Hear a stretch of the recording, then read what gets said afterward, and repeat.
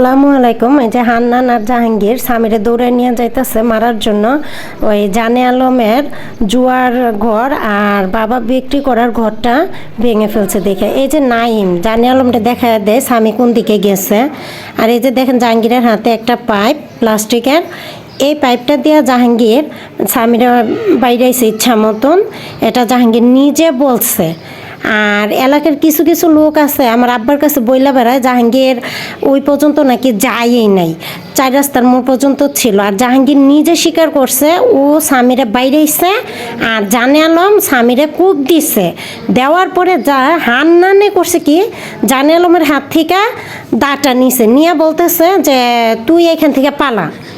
এটা এই হান্নানের ছোট ছেলে রাফি নিজের কানে শুনে এসে বলছে। এই যে দেখেন জানে আলমের হাতে দা, আমি এই যে মার্ক করে দিছি আপনারা যাতে সহজে বুঝতে পারেন জিনিসটা।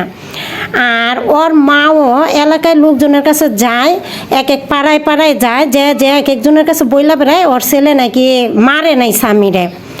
আর জানে আলম নিজে কোর্টে গিয়ে আমার কাছে স্বীকার করছে ও কালার গ্যারেজে যে ঘরটা ভাঙছে ওরা জুয়ার, সেই ঘর থেকে দা নিয়ে এসে স্বামীরে কূপ দিচ্ছে।